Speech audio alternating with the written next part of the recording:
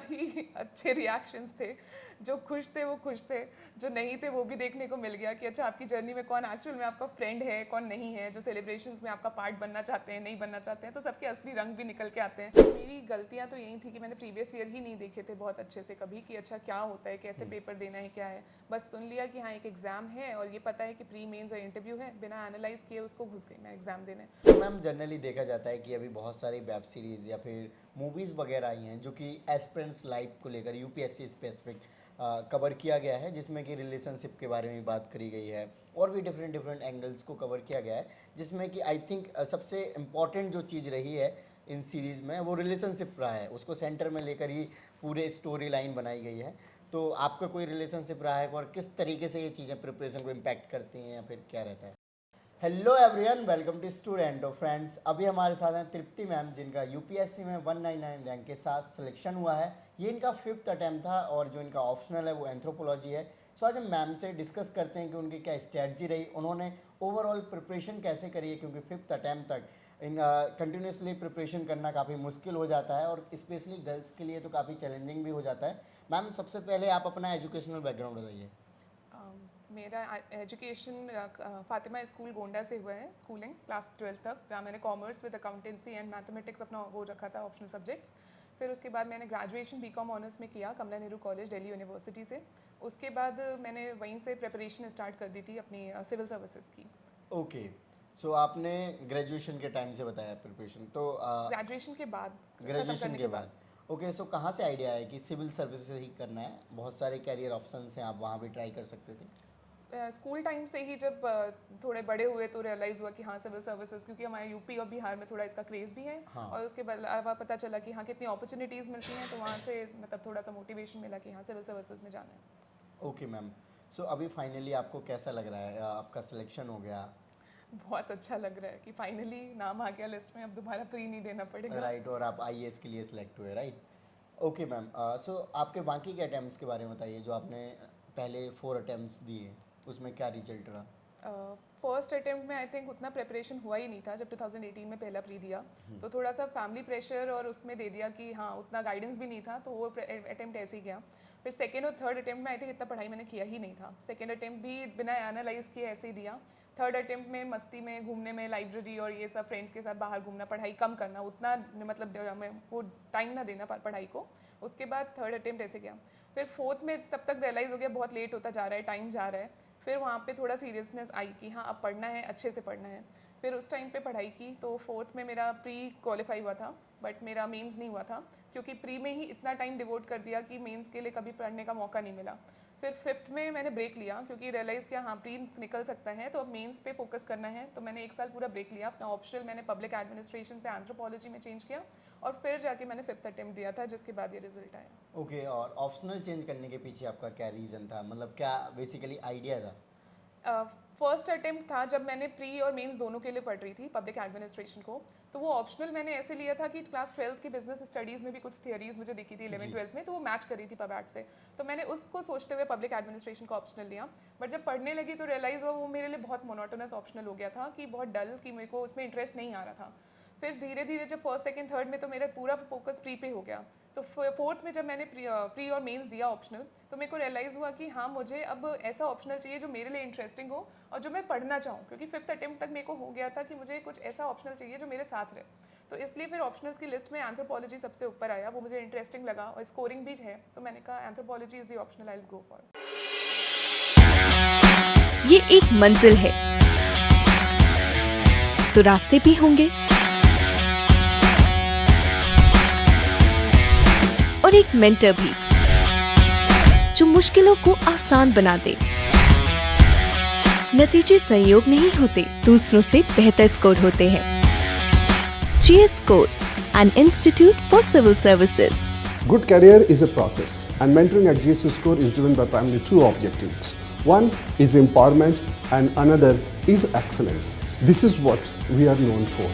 कामयाबी की राह पर 1000 से भी ज्यादा निशान। GS Score।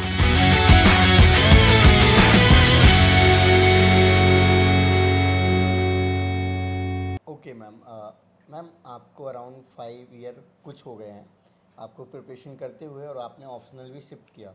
But ma'am generally देखा जाता है कि 1 से 1.5 साल या मैक्सिमम 2 इयर्स सफिशिएंट है अगर आप यूपीएससी की तैयारी करना चाहते हैं, सिलेबस को अच्छे तरीके से कंप्लीट कर सकते हैं। बट आपने आपने 3-4 अटैम्प्ट देने के बाद गैप क्यों लिया मैम? क्योंकि प्रीलिम्स जो की तो हो गई थी ना आपकी तैयारी, वो जो गैप मिल रहा था आपको नेक्स्ट अटैम्प्ट के लिए, उस बीच आप मेंस के लिए फोकस कर सकते थे। तो वो गैप इसीलिए लिया क्योंकि ऑप्शनल चेंज किया था, तो उसको नए सिरे से पढ़ना, उस पर ध्यान देना, और क्योंकि 5th अटेम्प्ट था तो कोई रिस्क का चांसेस ज़्यादा नहीं ले सकती थी, जी। इसलिए वो गैप लिया गया था। और कहीं ना कहीं इसका आपको बेनिफिट भी हुआ और तो आपका definitely, हाँ। सिलेक्शन भी हो गया फाइनली। ओके मैम, सो जब आपने स्टार्ट करा था तो क्या कोचिंग वगैरह लिया या फिर सेल्फ स्टडी से किया, कैसे किया था? मैंने कोचिंग नहीं ली थी, सेल्फ स्टडी ही रहा है पूरे टाइम। यहाँ पे बस 5th अटेम्प्ट तक आपके मैंने टेस्ट सीरीज़ ज्वाइन की थी मेंस के टाइम पे, वही 2 बेनिफिट मिले हैं, बाकी खुद सेल्फ स्टडी से ही सब कुछ किया है। ओके, सो मैम प्रीलिम्स के बारे में बताइए कि प्रीलिम्स को स्पेसिफिक कैसे टारगेट करना चाहिए? मेरा तो यही रहेगा एडवाइस कि प्रीवियस ईयर क्वेश्चंस पे ध्यान दिया जाए, उनको एनालाइज किया जाए, फिर उनको हिसाब से देखा जाए यूपीएससी का ट्रेंड क्या है, यूपीएससी क्वेश्चंस किस तरीके से पूछ रहा है, तो समझ में आता है कि हमें सिलेबस में क्या क्या पढ़ना है, क्या नहीं पढ़ना है, फिर हमें प्रीवियस ईयर्स को करना चाहिए। और अगर लग रहा है कि कोचिंग इंस्टीट्यूट्स के मॉक्स आपको हेल्प कर रहे हैं तो डेफिनेटली मॉक्स देने चाहिए, और अगर आप सेल्फ सेटिस्फाइड हो तो मॉक्स की ज़रूरत नहीं भी है। ओके, जैसे एनसीईआरटी बोला जाता है कि आप एनसीईआरटी कंप्लीट कर लीजिए तो आपकी आधी प्रीलिम्स की तैयारी एक प्रकार से हो ही जाती है उससे। तो आपने एनसीईआरटीज़ पढ़े हैं, और पढ़े हैं तो कितने क्लास तक के पढ़े हैं? मैंने पढ़े हैं एनसीईआरटीज़, बिल्कुल मैंने 6th क्लास से ही स्टार्ट किया था पढ़ना, क्योंकि थोड़ा सा मेरे को था कि कुछ मिस आउट नहीं होना चाहिए, तो मेरे पास उसके अलग से एक नोट्स बने हुए हैं कि 6th से लेके 12th तक की एनसीईआरटीज़ के सारे 6 to 12, तो वो मैंने किया था। बाकी मेन फोकस आपका 11th और 12th की एनसीईआरटीज़ पे होना चाहिए। बाकी बेस बनाने के लिए और थोड़ा डेप्थ में अगर जाना है तो 6 से 12th आप स्टार्ट कर सकते हो, बहुत छोटी बुक्स होती है, वो जल्दी जल्दी खत्म हो जाती है 6 से 12th। ओके, आपने स्टैटिक्स पे प्रीलिम के ज़्यादा फोकस किया क्योंकि आपने स्टार्टिंग के अटैम्प्ट्स में, सो कौन से ऐसे पोर्शन थे जिन पे फोकस ज़्यादा करना चाहिए, या फिर आप एस्पिरेंट्स को क्या सजेशन देना चाहेंगे कि वो इन चीज़ों को ज़्यादा फोकस करें, या फिर प्रीलिम्स को ऐसे जो स्टैटिक सब्जेक्ट हैं उनको कवर करें? स्टैटिक सब्जेक्ट्स के लिए तो हमारी जो स्टैंडर्ड बुक्स हैं, जैसे पॉलिटी के लिए लक्ष्मीकांत हो गई, हमारा मॉडर्न के लिए स्पेक्ट्रम हो गया, और एनसीईआरटीज़ हमें ये करनी चाहिए। बाकी आई थिंक ट्रेंड में अभी करंट अफेयर्स में भी बहुत ध्यान देना चाहिए, न्यूज़पेपर एवरीडे, और उसके बाद उसको एनालाइज करो, और उनमें जो चीज़ें नहीं समझ में आ रही हैं आप उनको यूट्यूब पे देख लो या गूगल कर लो, फिर उस हिसाब से आपको समझ में आने लगेगा। बिकॉज करंट अफेयर्स ऐसा है जो इंपॉर्टेंट चीज़ें हैं वो रिपीट होती रहती हैं, तो उनसे आप अपना दिमाग में रखो उन चीज़ों को। नोट्स बहुत कम मैंने बनाए ही नहीं थे, क्योंकि रिविजन का टाइम उतना मिल नहीं पाता एंड में जाके, तो इस तरीके से आप प्रीलिम्स पे अपने आप को फोकस करके रख सकते हो। ओके, प्रीलिम्स में मैम जब मॉक लगाते थे आप, तो मार्क्स क्या आते थे स्टार्टिंग में, और उनसे आपने कैसे इम्प्रूवमेंट करी उन मार्क्स में? मतलब आपने जब स्टार्टिंग में कम आ रहे होंगे, फिर वो क्या ऐसे प्रिपरेशन में चेंजेस करी या फिर क्या चीज़ें करी? जब 21 वाला प्री क्वालिफाई हुआ था उस टाइम पे मैंने एक भी मॉक नहीं लगाया था इंस्टीट्यूट का, सिर्फ प्रीवियस ईयर्स किए थे, और उनके बेसिस पे देखा था। पहली बार ऐसा था कि एनालाइज किया कि अच्छा मेरे लिए कितना स्टैंडर्ड अटेम्प्ट्स क्या होंगे, और उस हिसाब से वो वाला अटेम्प्ट दिया था। फिर इधर वाला जब 23 वाला मैंने प्री दिया, तो उस टाइम पे मैंने प्रीवियस ईयर किए और 10 मॉक्स दिए थे मैक्स टू मैक्स इंस्टीट्यूट्स की वो लेके, और फिर उसके हिसाब से आई थिंक स्कोर भी अराउंड 90 to 100 में बन जाता था, तो लग रहा था कि हाँ थोड़ा तो है कि हो जाएगा इस बार प्री। और फिर वही है कि आप अभी देखोगे तो लाइब्रेरी वगैरह में हर कोई अभी मॉक्स वगैरह सब लगाना स्टार्ट कर दिया सबने, तो आपको लग रहा है कॉन्फिडेंटली कि आप कर लोगे तो मॉक्स लगाइए, नहीं लग रहा तो मत लगाइए। मतलब कोई स्टैंडर्ड डेफिनेशन नहीं है प्री क्वालिफाई करने की कहीं पे भी। ओके, और सी सेट के लिए आपने क्या किया? क्योंकि नाउ डेज सी सेट काफ़ी ट्रिकी एंड काफ़ी अनएक्सपेक्टेड आ रहा है। काफ़ी ज़्यादा, तो आई थिंक अब का टाइम अगर हो, मैंने लास्ट ईयर का पेपर देखा हो, तो मैं कहीं ना कहीं कोई तो हेल्प ज़रूर लूँगी सी सैट के लिए। कोई स्टैंडर्ड बुक होगी वो डेफिनेटली मैं फॉलो करना चाहती अगर मैं यही वाला अटेम्प्ट दे रही होती। इससे पहले मैंने नहीं लिए थे क्योंकि प्रीवियस मतलब सी सैट का लेवल थोड़ा सा कम ही था as compare to other attempts. तो इस बार के लिए कोई स्टैंडर्ड बुक अगर मार्केट में आ गई हो, मुझे बिल्कुल नॉलेज नहीं अभी, तो मैंने तो प्रीवियस ईयर को ही एनालाइज करके अपना स्ट्रैटेजी बनाया हुआ था। इस बार CSAT का आप भी। लेवल कम बोल रहे हो सी सेट का? मैं कह रही हूँ इस 2023 से पहले एज कम्पेयर टू उससे तो थोड़ा सा लेवल कम लगता था। हाँ, इस बार थोड़ा सा हाँ, इस बार change ज़्यादा किया था। है। ओके, और मेंस के बारे में आपने क्या मेजर डिसीजन लिए थे, या फिर जो आपने बताया कि आपने चेंज कर दिया, पूरा 1 साल गैप लिया, मेंस को फोकस किया? आंसर राइटिंग पे बहुत फोकस किया था। पिछले अटेम्प्ट्स में कभी आंसर राइटिंग नहीं की थी, तो इस अटेम्प्ट में 6 महीना पूरा प्रॉपर आंसर राइटिंग किया। बाकी GS 1, 2, 3, 4 से लेके उनको पूरा 5 क्वेश्चंस हर दिन करना, फिर उनको स्टैंडर्ड बुक से मैच करना, फिर देखना कि अच्छा क्या आपकी गलतियाँ हैं, क्या आप अच्छे पॉइंट्स मिस कर रहे हो, क्या आपके अच्छे पॉइंट्स हैं, फिर अपना टाइमिंग और वो सारी चीज़ें मैच करके। तो मतलब मैंने 6 महीना आंसर राइटिंग पे ध्यान दिया था। फिर मैं पूरा प्री पे शिफ्ट कर गई थी जनवरी से 5 महीने के लिए। ओके, आंसर राइटिंग में एक इम्पॉर्टेंट जो हमें हेल्प मिलती है वो प्रीवियस ईयर जो टॉपर्स होते हैं उनकी कॉपी से मिलती है। तो वो हेल्प किस प्रकार से आप लेते हैं प्रीवियस ईयर जो टॉपर्स रहते हैं? जैसे आपने मान लो GS 1 की उनकी कॉपी देखी और पर्टिकुलर कोई क्वेश्चन को देखा, तो आपकी अप्रोच, आप सेम क्वेश्चन पढ़ के आप सेम तो लिखोगे नहीं, तो आप किस तरीके से मतलब उसको लिखने का ट्राई करते थे या फिर कैसे करना चाहिए?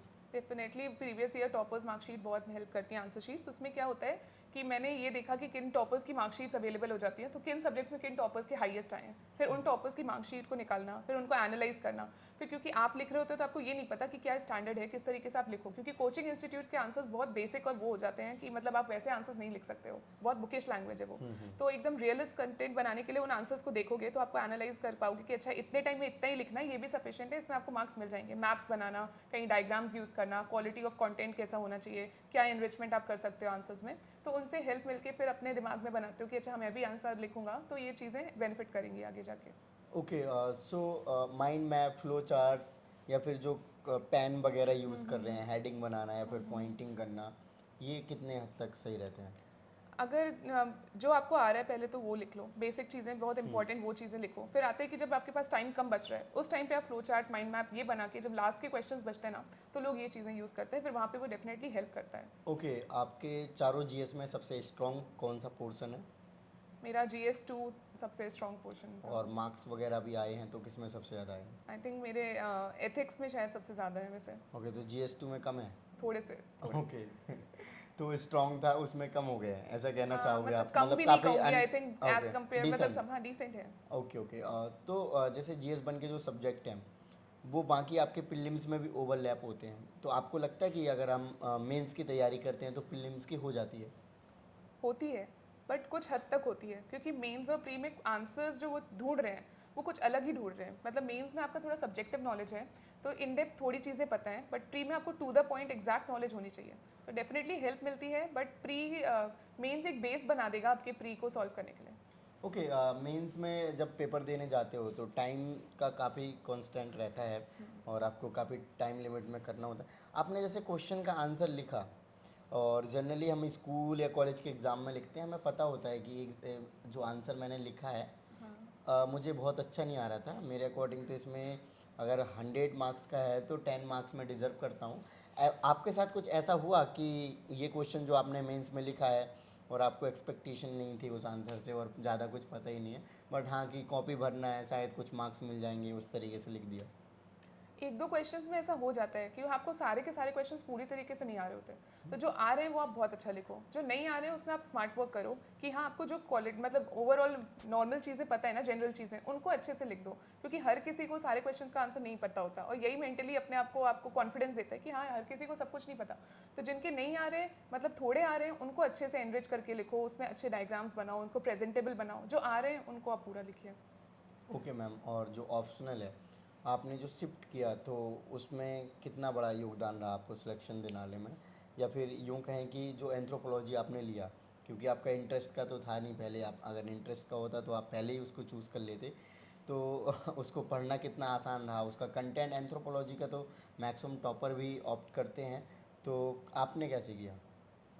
मैं आई थिंक मेरे लिए इंटरेस्टिंग ऑप्शनल एंथ्रोपोलॉजी ही था, पब्लिक एडमिनिस्ट्रेशन इंटरेस्टिंग कभी रहा ही नहीं, वो तो बस पता नहीं था, गाइडेंस नहीं थी तो ले लिया, और एक बार ले लिया तो अब यही पढ़ना है। तो जो पहले जो बोलते हैं टॉपर्स वो सही बोलते हैं कि जो भी ऑप्शनल हो वो इंटरेस्टिंग होना चाहिए कि आप उसको बार बार पढ़ सको। तो एंथ्रोपोलॉजी लेने के बाद डेफिनेटली इंप्रूवमेंट दिखा, काफ़ी ज़्यादा इंप्रूवमेंट दिखा, ऑप्शनल इंटरेस्टिंग था, पढ़ने में मज़ा आया, तो उससे रैंकिंग में नो डाउट डेफिनेटली बेनिफिट मिला मुझे। ओके, सो अभी मार्क्स वगैरह किस तरीके से आए इसमें? मेरे एंथ्रोपोलॉजी में अराउंड 280 मार्क्स आए हैं। तो 280 मार्क्स, जो कि काफ़ी ठीक मार्क्स हैं, कह सकते हैं इसको।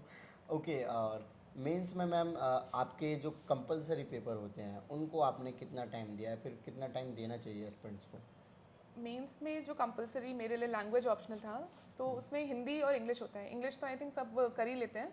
फिर प्रॉब्लम आती है आपका ऑप्शनल में, तो हिंदी के लिए लोगों को प्रॉब्लम आ जाती है, क्योंकि यूपी बिहार में क्या होता है, हमें स्कूलिंग में थोड़ा हिंदी का आदत है, तो जो बाकी जगह के लोग होते हैं उनको दिक्कत आती है। तो डेफिनेटली आप क्या करो कि उसमें भी मैंने प्रीवियस ईयर्स ही उठाए, और प्रीवियस ईयर्स के जो सोल्यूशंस आ जाते हैं मार्केट में, उनसे एक स्टैंडर्ड कोई भी बुकलेट लेके उनको करा, उनको सॉल्व किया कि मतलब बिल्कुल ही बिना पढ़े उसको नहीं जाना चाहिए, बिकॉज यू नेवर नो, बहुत सारे ऐसे केसेस आते हैं कि लोगों ने लैंग्वेज ऑप्शनल के कारण ही उनका मेंस में आंसर नहीं होता आगे, तो उसको ध्यान देना चाहिए। ओके, और मेंस में आपने मॉक टेस्ट या फिर पीवाईक्यू किए हैं? हाँ, PYQs किए और एक दो टेस्ट सीरीज ज्वाइन कर ली थी, एंथ्रोपोलॉजी के लिए अलग और बाकी ऑप्शनल्स के लिए, सब्जेक्ट्स के लिए अलग। ओके, जो आपने एक साल जो टाइम दिया था, आपने बताया कि आपने गैप लिया, तो पूरा आपने मेंस को दिया है, तो उसमें किस तरीके से आप सब्जेक्ट को कवर करते थे, सब्जेक्ट वाइज, या फिर GS1 में ये सब्जेक्ट्स हैं इनको कवर कर लेते हैं, फिर 2 को अप्रोच करते हैं, या फिर मल्टीपल सब्जेक्ट्स को एक साथ किया आपने?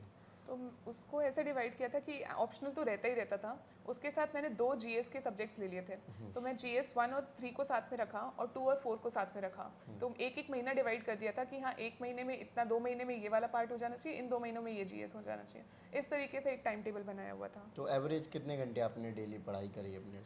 आई थिंक एवरेज मेरा 7-8 घंटे मैक्सिमम रहा होगा, मैक्सिमम 8 आवर्स से ज़्यादा तो नहीं किया। मेंस के टाइम पे इधर बढ़ा था, जब मेंस का टाइम आता है तब आपका वो बढ़ता है टाइम टेबल, बाकी टाइम तो 7-8 घंटे एवरेज था। ओके, और रिवीजन साइकिल किस तरीके से रही आपकी? रिवीजन तो बहुत इंपॉर्टेंट है, सोर्सेज को लिमिटेड रख के उनको रिवाइज करना इज़ वेरी इंपॉर्टेंट, तभी आपको मतलब चीज़ें रिकॉल कर सकते हो, याद कर पाते हो। तो रिवीजन तो इतनी बार हो चुका है कि अब तो याद भी नहीं है कि कितनी बार हुआ होगा। ओके, इंटरव्यू एक्सपीरियंस के बारे में बताइए कि आपको कितने मार्क्स अभी मिले हैं, और उधर पे आपका जो इंटरव्यू गया था, आपने बोर्ड मेंबर्स के सामने जिस तरीके का आपका प्रेजेंटेशन रहा हो, उसके एक्सपेक्टेशन के अकॉर्डिंग मतलब रिजल्ट में किस तरीके से आपको रिफ्लेक्ट किया?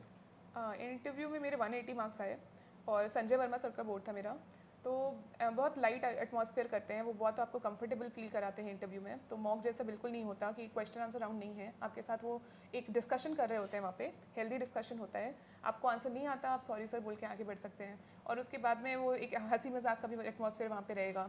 तो ठीक था ओवरऑल, थोड़ा सा एक्सपेक्टेशन शायद ज़्यादा था, but overall it was a good, मतलब ठीक है, सही मार्क्स है।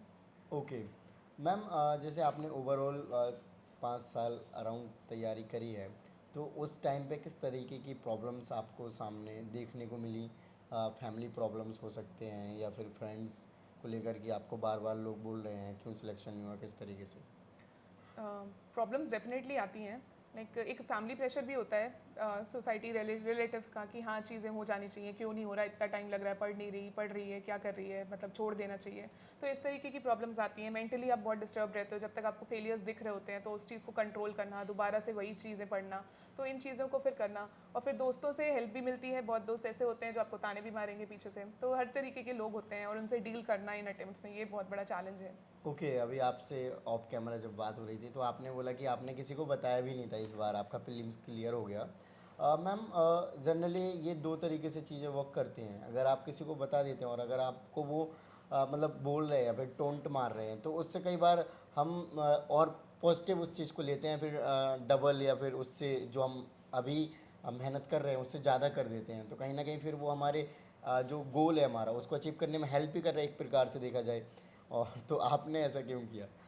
क्योंकि आई थिंक मेरा फर्स्ट अटेम्प्ट होता है, शायद मैं बहुत एक्साइटमेंट में या थोड़ा सा मेच्योरिटी की कमी में लोगों को बता देती कि ठीक है मेरा प्री हो गया और ये है वो है, बट मेरा ये 5th अटेम्प्ट था, तो रियलाइज़ करना था कि हाँ लोग मजाक बनाते हैं कि अच्छा इसका 5th अटेम्प्ट है, अभी प्री निकाला, अभी तो बचा है, मेंस भी बचा है, इंटरव्यू भी बचा है, तो उन चीज़ों से बचने के लिए एक थोड़ा नेगेटिव एक और अपने अराउंड ना क्रिएट करने के लिए ही नहीं बताया था कि जब होगा तो पता चल ही जाना है लोगों को, और नहीं होगा तो क्यों ही बताना, क्योंकि लोग फेलियर का मजाक उड़ाते हैं यहाँ पे। ओके, सो अभी क्या रिएक्शंस देखने को मिल रहे हैं लोगों को? बहुत ही अच्छे रिएक्शंस थे, जो खुश थे वो खुश थे, जो नहीं थे वो भी देखने को मिल गया कि अच्छा आपकी जर्नी में कौन एक्चुअल में आपका फ्रेंड है, कौन नहीं है, जो सेलिब्रेशंस में आपका पार्ट बनना चाहते हैं, नहीं बनना चाहते हैं, तो सबके असली रंग भी निकल के आते हैं। कुछ फेक पीपल भी आपको दिख जाएंगे, वो तो होता ही है कि हाँ ठीक है हमें तो पता ही था आप कर लोगे, जो पहले पीछे बोलते थे कि अरे आप तो कुछ नहीं कर सकते, अरे क्या है ये तो मतलब लगे हुए हैं बस ऐसा वैसा, तो उन सबका मुंह बंद हो जाता है एक बार जब रिजल्ट आ जाता है, तो वो बहुत अच्छा एक्सपीरियंस है और डेफिनेटली मतलब भगवान की दया से हो गया। ओके, आपने सेल्फ स्टडी किया है, तो आपने कोई अपने मेंटर या फिर जिनसे आप गाइडेंस वगैरह लेते रहते हो रेगुलर, तो किसी को रखा, और रखा तो किस तरीके से हेल्प ली जा सकती है? आई थिंक कोई ऐसा मेंटोर नहीं था, में बहुत अच्छे दोस्त हैं, तो उन लोगों ने ही एक मेंटोरशिप दी कि अच्छा क्या करना चाहिए, कहाँ पे पॉजिटिवली वो चीज़ें लेके चलना चाहिए। ओके, सो मैम जनरली देखा जाता है कि अभी बहुत सारी वेब सीरीज़ या फिर मूवीज़ वगैरह आई हैं जो कि एस्पिरेंट्स लाइफ को लेकर यूपीएससी स्पेसिफिक कवर किया गया है, जिसमें कि रिलेशनशिप के बारे में बात करी गई है और भी डिफरेंट डिफरेंट एंगल्स को कवर किया गया है, जिसमें कि आई थिंक सबसे इम्पॉर्टेंट जो चीज़ रही है इन सीरीज़ में वो रिलेशनशिप रहा है, उसको सेंटर में लेकर ही पूरे स्टोरी लाइन बनाई गई है। तो आपका कोई रिलेशनशिप रहा है और किस तरीके से ये चीज़ें प्रिपरेशन को इम्पैक्ट करती हैं या फिर क्या रहता है? ऐसे कह नहीं सकती, बट हाँ रिलेशनशिप तो भी नहीं रहा है, बट डेफिनेटली ये चीज़ें जिनका है उनको हेल्प तो करती हैं। 12th फेल को देख के देखा गया है कि क्या इंस्पिरेशन मिलती है लोगों को, कहाँ से पॉजिटिव सपोर्ट मिलता है, एक मेंटली आप कितना अच्छा स्टेबिलिटी आपके अंदर आता है। तो इसमें कोई गलत नहीं है, अगर आपका पार्टनर है तो डेफिनेटली होना चाहिए, वो आपको अच्छा गाइडेंस दे सकता है और आपको एक सक्सेसफुल जर्नी में हेल्प कर सकता है। ओके मैम, अपने आप को आपने कैसे मोटिवेट रखा ड्यूरिंग द प्रिपरेशन, क्योंकि आपके 2-3 अटेम्प्ट्स तो प्रीलिम्स ही नहीं हुआ। अगर 1-2 बार प्रीलिम्स होता है फिर मेंस दिया या फिर इंटरव्यू तक गए तो वो लगा रहता है कि शायद थोड़ी सी कमी रह रही थी, इस बार हम उसको पूरा करके सिलेक्शन ले सकते हैं। एक होप थी कि कभी ना कभी हो जाएगा। दूसरा कि एक पॉजिटिव एटीट्यूड रख लिया कि हाँ करना है इस चीज़ को, और एक प्लान बी ना रखना भी शायद कहीं ना कहीं वो हो गया कि चलो ठीक है प्लान भी नहीं था तो यही करना है, यही करना है, यही करना है। उस लगन में, उस जुनून में शायद ये एग्ज़ाम क्लियर हुआ। बट अभी देखूँ तो मेरे हिसाब से कि अगर मेरे को पहले कोई गाइड करे इस एग्ज़ाम के लिए तो मैं कहूँगी प्लान भी तो नहीं, बट आपका एक स्टेबल सोर्स ऑफ इनकम जरूर होना चाहिए इस जर्नी में, क्योंकि आप फिर फाइनेंशियली अपने आप को एक बैकअप रहेगा आपके पास, और आप मेंटली अपने आप को बहुत स्ट्रॉन्ग यहाँ पे देखोगे इस जर्नी में। ओके, आपने कोई भी कोचिंग नहीं ली है और कहीं ना कहीं कोचिंग आपकी प्रिपरेशन को आसान कर देता है, तो आपको कभी फील हुआ कि अगर हम कोचिंग ले लेते तो मे बी और जल्दी सिलेक्शन हो जाता? जिस टाइम पे मैंने स्टार्ट किया था 2017 में, ऑनलाइन रिसोर्सेज की थोड़ी कमी थी। हाँ, तो उस definitely. टाइम को देखते हुए शायद अगर कोचिंग या कुछ हेल्प मिल जाता तो डेफिनेटली कुछ हेल्प मिल जाता, गाइडेंस मिल जाती। बट आज के टाइम में जहाँ यूट्यूब पे और ऑनलाइन इतने मटेरियल्स अवेलेबल हैं, तो अब आपके ऊपर डिपेंड करता है कि आप कितना कोचिंग पे डिपेंड करना चाहते हो। अगर आपका कैलिबर है कि आप खुद से हेल्प लेके थोड़ा बहुत इधर उधर से कर सकते हो तो कोचिंग की ज़रूरत नहीं है, और अगर आपको लगता है हाँ आपको पर्टिकुलरली बहुत अच्छे से गाइडेंस चाहिए तो आप कोचिंग के लिए जा सकते हो। ओके, सो आप दिल्ली से बिलोंग करते हैं, दिल्ली में रहकर आपने तैयारी करी? मैंने तैयारी दिल्ली में रह के की, बट वैसे मैं गोंडा से हूँ, Uttar Pradesh, Gonda district. Okay, so self study के लिए आप दिल्ली शिफ्ट दिल्ली। हुए। तो जो इन्वायरमेंट की बात करते हैं कि वहाँ पे एक अच्छा इन्वायरमेंट मिलता है जिससे आपकी स्टडी काफ़ी बढ़ जाती है और जो कि आपको हेल्प मतलब मिलती है जिससे आपका सिलेक्शन हो जाता है।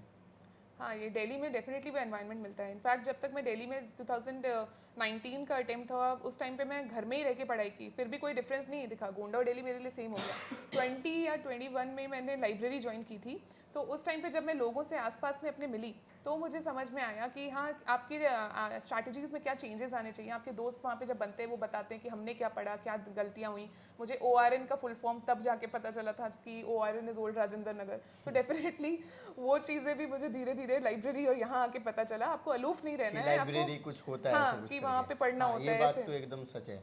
ओके, सो लाइब्रेरी में प्रोडक्टिव स्टडीज़ ज़्यादा होती है या फिर रूम पे बैठ के आप चिल्ला के पढ़ रहे हो, कुछ भी करके, मतलब जैसे भी आपका मन कर रहा है पढ़ रहे हो? एक टाइम तक घर ठीक है, बट एक टाइम बाद आपको आई थिंक निकलना चाहिए, क्योंकि वहाँ पे आप लोगों से मिलते हो, एक मेंटली आप उस स्टेट में जब रहोगे और फिर आपको आसपास भी वही लोग दिखते हैं ना, तो एक कंपटीशन होता है, वो हेल्दी कंपटीशन भी होता है। बट आपको इतना दोस्ती में भी नहीं इन्वॉल्व होना, बहुत कम दोस्त रखो और उनके साथ शेयर करो, स्ट्रैटेजीज बनाओ, तो डेफिनेटली लाइब्रेरी हेल्प करता है। ओके, सो ऑनलाइन जो रिसोर्सेज हैं गूगल, यूट्यूब वगैरह को, उनके बारे में बताइए, कुछ साइट्स वगैरह जो आपकी प्रिपरेशन में हेल्प करी हो। और क्योंकि स्टैंडर्ड बुक्स तो आई थिंक सबको ही मालूम होंगी, वो आप रिसोर्स।